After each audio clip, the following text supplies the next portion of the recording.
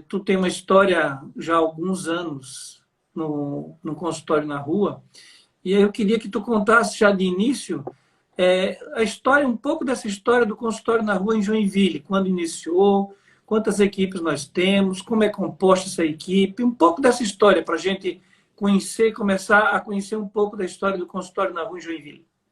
Aí agora eu vou falar para ela não poder editar, né? Douglas era meu chefe, gerente da atenção primária, quando a gente fez a implantação, ficava enlouquecido, né? Como é que vocês fazem isso na rua? Como é que vocês... Não, peraí. Agora eu fiquei pensando, curativo, como é que faz, né? É isso mesmo. Então, o consultório na rua vem de um primeiro momento vinculado ao CAPS-AD, que o Ministério da Saúde tinha implantado nesse modelo, pensando muito o viés da população em situação de rua ligada à questão de álcool e drogas. E aí, com o avanço do consultório, com a solicitação da população em situação de rua, o que fica muito claro, né? Que população em situação de rua precisa de saúde integral e que o álcool, as questões de álcool e outras drogas é uma ponta do iceberg, o que tem por trás, né, da questão de saúde. Então, e, e pensando que é uma população que não acessa, que não acessa. E aí passa então o consultório e passa a se tornar consultório na rua quando ele vai para a atenção primária.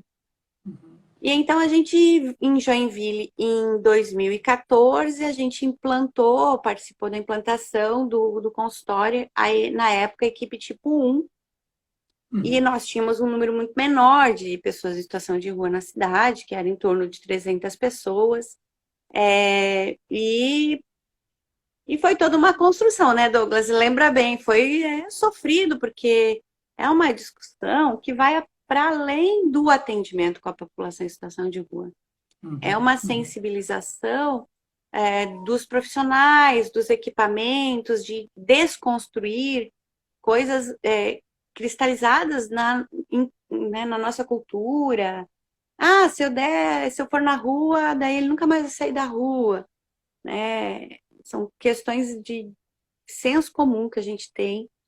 E aí, mas na época, então, tínhamos equipe tipo 1 com 4 profissionais, que era eu de psicóloga, Abimael enfermeiro, e 2 técnicas de enfermagem, que era a Danisa e a Daniela. Eu sempre falava que o nosso quinto elemento era o motorista, que depois de um tempo fazia atendimento, basicamente, né? Porque as pessoas em situação de rua iam lá conversar com o seu Valdomiro, e aí o seu Valdomiro, ele quer não sei o que, ele precisa não sei o que, já fazia uma intervenção. Então, eu fiquei 4 anos no consultório, daí eu saí um pouco, precisei respirar, questões pessoais, e agora voltei, mas eu não deixei de pesquisar sempre, né? Eu sou pesquisadora dessa área, eu escrevo, eu participo de pesquisa, é uma grande paixão. Daí agora voltei, a gente está com uma equipe tipo 3, que tem um profissional médico, daí tem enfermeiro, técnico de enfermagem e continuo eu uma única psicóloga. Tem 2 enfermeiros agora na equipe, uma psicóloga e o médico e as técnicas de enfermagem. Então, a gente está numa fase de reestruturação. É praticamente assim, a gente passou por um momento... eu não acompanhei muito depois da minha saída ainda as meninas ficaram, manteve-se o serviço, mas durante a pandemia a gente teve uma queda muito grande no serviço. E aí, agora a gente está numa reestruturação, reorganizando tudo, e com um aumento importante das pessoas em situação de rua e dos agravos, né? Eu acho que você vai perguntar mais coisa para frente, e é isso. Joinville, eu falo sempre que a gente já foi a grande referência no estado de população, de atendimento de população em situação de rua. Esse é o meu orgulho. No estado e no Brasil, porque a gente tinha uma equipe mínima fazendo máximo, né? E a gente, quem não tem braço para fazer muita coisa, tem que ganhar na inteligência. O negócio é quem não tem força para carregar um saco de cimento, tem que pensar como é que vai fazer isso.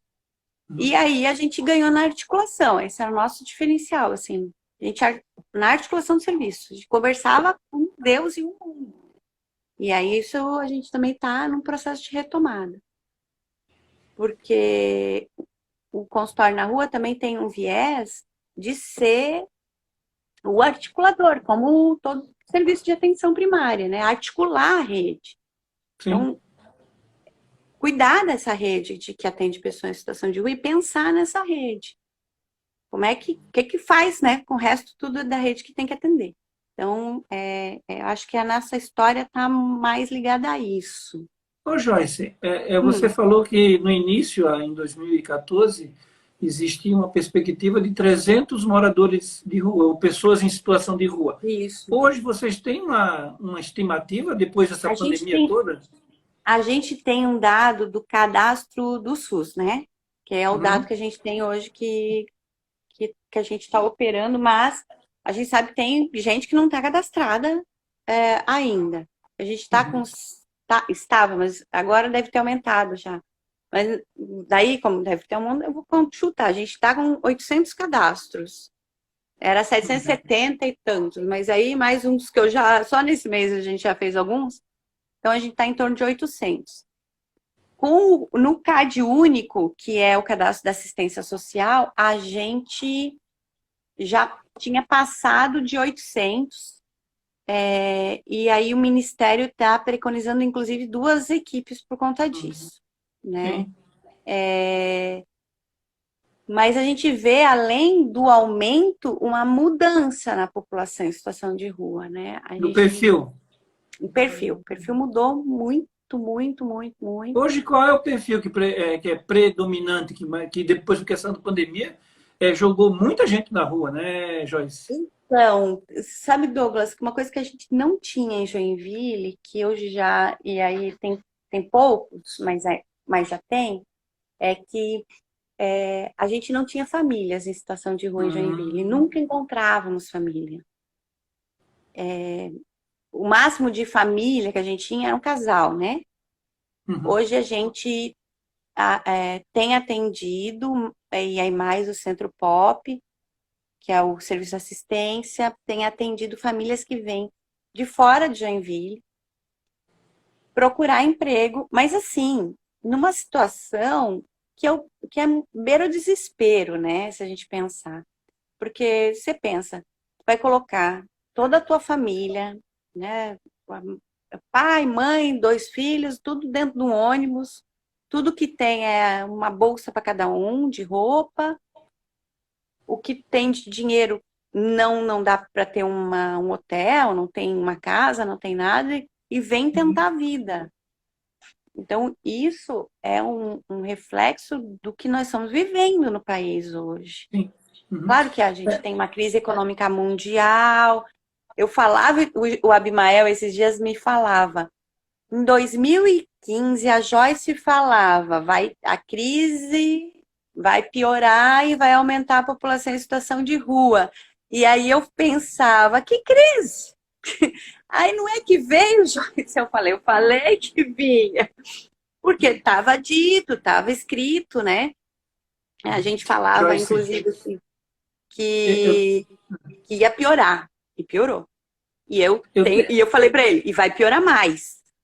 Vai piorar lógico mais. Que não é estranho, porque também eu tenho lido e vi que em outros municípios maiores que Joinville, também quem foi para a rua agora são famílias, né? E antes eram indivíduos, praticamente indivíduos assim, pessoas isoladas da família. E hoje, em função da crise, realmente a família está ficando em situação de rua. Eu vi num artigo que eu li dias atrás, na revista Hades, que existe uma perspectiva de 222 mil pessoas em situação de rua no Brasil.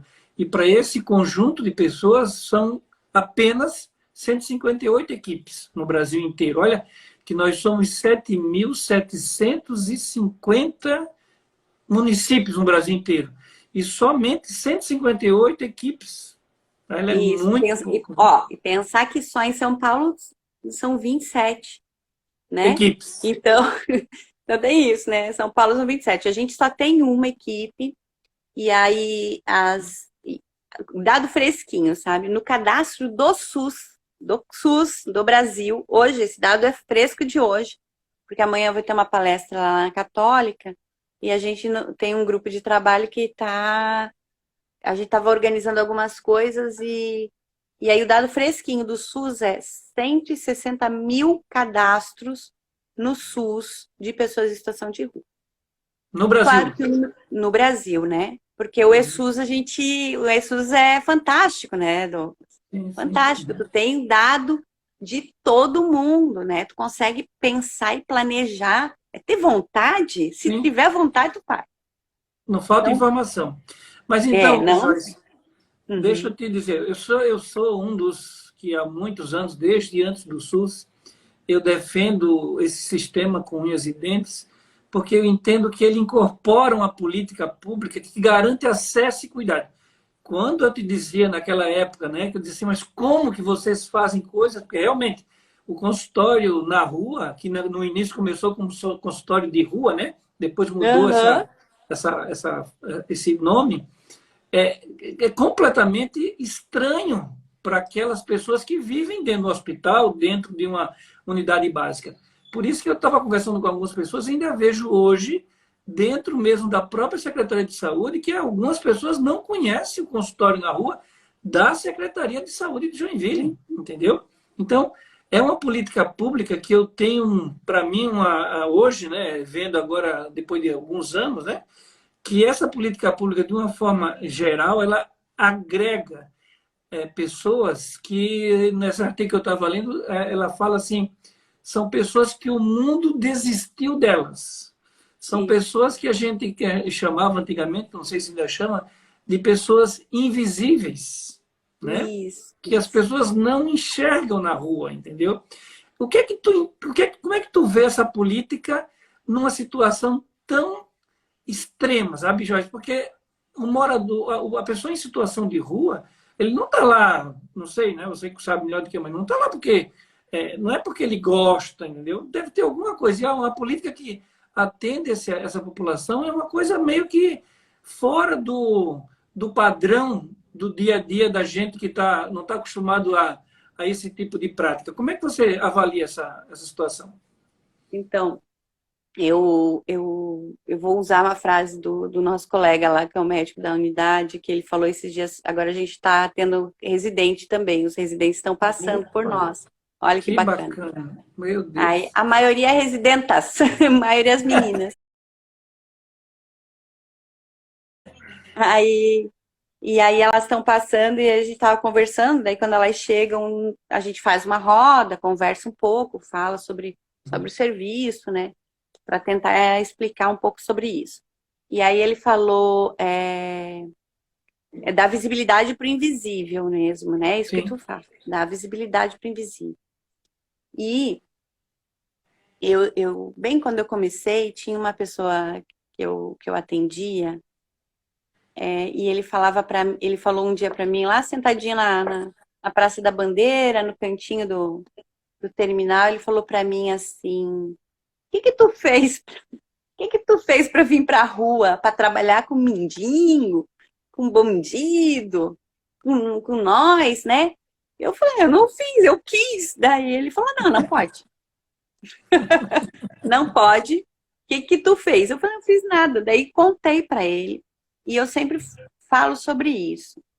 E foi quando eu ganhei ele ainda, porque ele não queria fazer tratamento, era paciente com HIV sem tratamento, sintomático, hepatite, vivia com o braço quebrado, que era uma semana era o direito, outra esquerdo, e assim ia. E aí ele estava HIV sintomático, mesmo tinha uma questão no pulmão, e não queria fazer tratamento, que não se achava merecedor. Aí eu falei, bom, sentada, eu falei, olha, eu vim aqui porque eu quero garantir que o SUS que é um direito universal, porque saúde é universal, não pode se discutir isso, né? a gente no Brasil, a gente conseguiu essa conquista de não precisávamos discutir que saúde é uma questão universal. É fantástico isso, né? E assim, você que é mais experiente que eu, aí a militância no SUS garantiu isso para nós. A gente que veio com tudo pronto, eu vim com tudo pronto, o SUS já estava aí quando eu cheguei, já estava funcionando, já tinha unidade base. Aí, na época, era postinho, quando cheguei, estava implantando o Programa de Saúde da Família, né? Que virou ESE. E aí, eu não fazia a menor ideia direito o que era aquilo. E aí, eu falei, é garantir que todo mundo tem direito à saúde e que vocês são os que menos acessam e os que mais precisam. Então, se a gente usar uma régua, né? Que a gente precisa chegar em vocês. Vocês não vão até nós, a gente vai até vocês. Eu tô aqui para garantir isso. Ah, é? Aí tá, passou, no outro dia ele veio para mim e falou assim, tu quer me ajudar mesmo? Tô querendo. Daí ele falou, então vamos fazer isso, isso e isso. Falei, beleza, eu vou fazer. Porque o SUS também entende isso. Eu vou ofertar saúde, mas não vou ofertar goela abaixo, eu vou ofertar a partir do sujeito. Então, o consultório na rua, a gente vai pegar e a gente não vai querer. O cara rompeu com tudo que a gente tem de padrões de sociedade, né? O padrão de sociedade é ter uma família, morar numa casa, trabalhar. O cara rompeu com isso. A condição de saúde mental dele, estar na rua é uma garantia de uma melhor saúde mental. E aí vão partir do princípio de como que ele dá conta de cuidar da saúde dele. Então, acho que é fantástico se a gente pensar, e não é... Tem gente que acha que a gente é iluminado, não é que a gente é diferencial. Eu acho que é só entender o SUS, né? Entender que a gente precisa possibilitar a saúde e que que nós somos um coletivo. Sim. A gente adoece junto. Ô, Joyce, a gente adoece junto. Pensando nisso, quais são as dificuldades que vocês enfrentam no dia a dia para garantir esse mínimo para esse cidadão que está em situação de rua? Tu quer por ordem alfabética? As coisas que mais chamam a atenção para ti? Olha, eu acho que é aquilo que a gente sempre fala, né? Quem trabalha no SUS. O usuário não é o pior problema. Isso não é, isso é tranquilo, né? Cada um tem o seu usuáriozinho que merece também. Claro que a pessoa rompeu tudo, tá lá, tu tem que estabelecer vínculo, conquistar, ganhar ele de algum jeito, para puxar ele pro teu lado e mostrar para ele, ó, como é que tem um amigo meu que fala? A gente é profissional da saúde, ele tá doente, a gente precisa mostrar que ele precisa se cuidar. Então, mas isso é o seu trabalho, na verdade, em qualquer lugar. Tá no hospital, talvez fica mais fácil, né? Porque daí no hospital fica mais diretivo. Tem regras, uma unidade básica, tu tem que convencer o cara, porque tu fala para ele que ele tem diabetes, se tu não convence ele, dane-se. Tu acha que ele não vai comer as 10 bananas que ele come? Vai comer, né? Então, eu acho que o problema é a gente pensar com cabeça do SUS, né? A gente ainda pensa a saúde, às vezes a gente pensa como a gente tem muitos serviços, quase na totalidade, uma alta exigência. Então, a gente tem uma condicionante, né? É algo que eu fico pensando muito ultimamente sobre isso. O serviço consultório na rua é um serviço de baixa exigência. Zero exigência. O cara não precisa nem querer para a gente dar saúde para ele. Quanto mais, a gente atende ele alcoolizado, a gente atende ele todo cagado, né? Aí a gente atende de qualquer jeito, ele toca nós, ele vem, conversa 2 minutos, fala, tá bom, muito obrigado, vou embora, porque a gente tá na casa deles. Mas eu acho que a articulação da rede, os preconceitos e uma outra coisa, que eu acho que putz, esqueci o nome do, do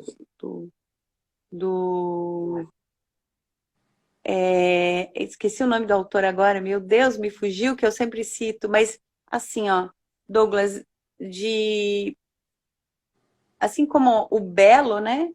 E eu vou esquecer o nome dele, oh, Jesus, o livro até sei, Cruel Compaixão. E aí, como assim, como o belo está no olhar de quem olha, né? O cuidado geralmente está no olhar equivocado de quem é o cuidado, quem quer dar o cuidado. Então uma dificuldade muito grande é a sociedade acreditar que a gente decide pela pessoa. Eu acho que isso daí a gente vai pensar nos políticos, na sociedade, em profissionais de saúde, infelizmente, né? Obras de caridade que se tu olhava, não, né? Eu sou super a favor das ONGs, terceiro setor, fazem um serviço fantástico para a população em situação de rua, né? Elas dão comida, elas vão para a rua, entregam comida, entregam cobertor no inverno, fazem campanha, é super bacana. Ô, Agora, Joyce, eu fala. queria só porque assim, a gente já está com 20 minutos de conversa e Ai, senão a conversa sabe que eu fica. fico chateada. Não é que por mim eu conversava a noite toda, mas assim, é porque depois para colocar o vídeo publicar fica pesado, né? Fica, Quais são fica. as doenças mais comuns que você já comentou algumas no início, né? Nessa É. população que está em situação de rua?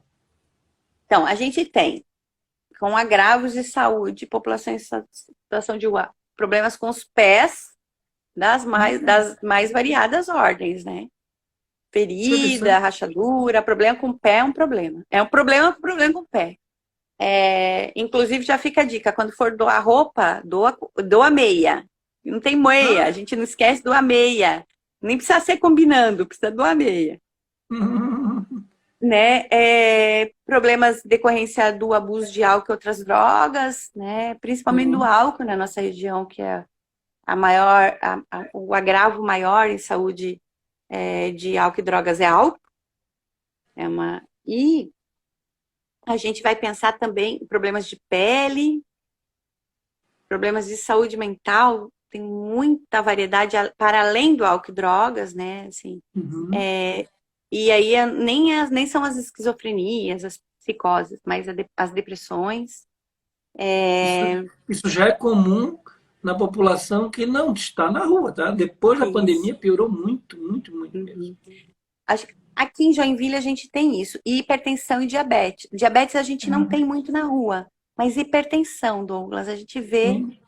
muito. Claro que a gente tem um viés, a gente vai para campo, vai para campo os meninos. Eu não faço, né? Mas os meninos fazem a verificação de PA. Então, assim, é uma outra métrica também, né? Porque tu tá na rua, o cara tá alcoolizado, Sim, não é igual fazer a verificação lá na unidade, né? Então, assim, completamente diferente. 16 por qualquer coisa tá valendo. Não pode subir de 10, o médico esses dias falou. É 16 por 10, tá bom. Não pode ser por 11, daí é problema, né? Eu já não entendi isso porque eu sou psicóloga, né? É, eu- mas é uma questão, hipertensão é um problema muito sério. Ô, Joyce, É, eu ia te perguntar o nome de um livro que você poderia nos recomendar, mas tu falou alguma coisa aí no meio da nossa conversa que eu achei interessante. Tu sabe o nome do livro, que esse livro é interessante para a gente conhecer um pouco? tem, super Lembrou interessante. o nome do autor? Não lembrei o nome do autor, gente. Tem vários livros, tem livros antigos. Esse livro é um livro antigo. Meu Deus do céu, né? É Cruel Compaixão. Ele vai falar sobre o encarceramento da população, que é muito bacana. Bacana não, né? De pensar Sim. que é um viés que a gente pensa. Até vou abrir aqui enquanto eu te enrolo, eu vou procurar o nome do autor, mas tem um livro da Sara Scorel, que é um livro da Fiocruz, que eu pensei nele, que é Vidas ao Léu. Tem um livro do Gessé dos Santos, que é sociólogo, que vai falar o primeiro livro dele, lá, não Como é é o o nome do primeiro livro? livro, A Cruel o quê? A Cruel Compaixão. Thomas Szasz, Paixão. A Cruel Compaixão. Que é isso mesmo, né? Tu fazer o bem, supostamente, mas a partir do teu olho. O que é bem para ti, né? O que é bem para ti não é bem para o outro. Vidas ao Léo, da Sara Scorel, que ela é vinculada à Fiocruz, é muito bacana, que vai falar sobre determinantes de ida para a rua no Brasil. Tem um outro livro que Esse livro é mais antigo também, eu já vi falar nele. Da ele Sara é mais Scorel. antigo. E tem um livro, eu acho que do Milton Santos, que é mais antigo, que é... Putz, caramba!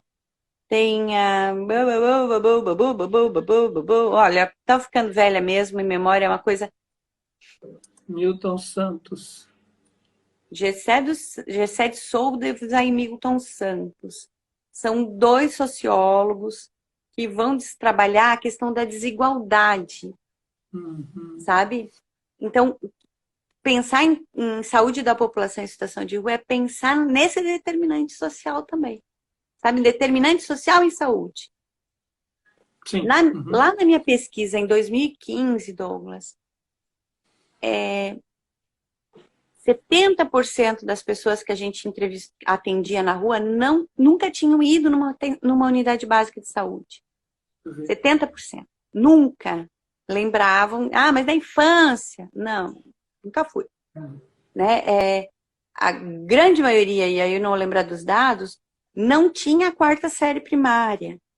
Sabe? Não, Joyce, eu vou te dizer uma coisa. A população em situação de rua é a desigualdade mais do que escancarada na nossa cara, sabe?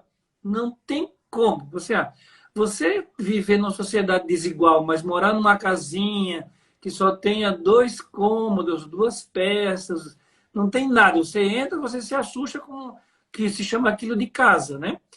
Essa ainda dá para esconder dentro de uma casa, sabe? Agora, a população em situação de rua, para mim, é o fim. É o cúmulo da desigualdade exposta no corpo dessas pessoas, entendeu? Não tenho o que dizer, não tem, entendeu? Eu não tenho que justificar uma sociedade desigual olhando na rua uma pessoa que vive numa situação dessas, entendeu? Então, não tem coisa. Acho que é o fim da linha, sabe? Me parece, né? Em termos de desigualdade, é o fim da linha para o ser humano. Mas aí, eu acho que você tinha me mandado um roteiro, tinha uma questão que eu queria falar, assim, que a gente, na nossa experiência aqui na rua, a gente viu que através da saúde, às vezes é o start de recomeçar a vida, sabe? Ô, Joyce, E só aí, para a gente finalizar, né? E aí, pensar que a saúde, ela é uma porta de entrada e uma porta de saída, né? Tanto uma saída para a rua como uma entrada para uma vida, né? A gente pode possibilitar algo na saúde e despertar uma necessidade de vida nessas pessoas. Isso acontece no nosso dia a dia no SUS. Só para a gente encerrar um pouco, sabe, Joyce, assim, o que é que eu digo para ti? Não é a saúde em si, é a política pública chamada Sistema Único de Saúde que oferece, garante essa inclusão dessa população, sabe?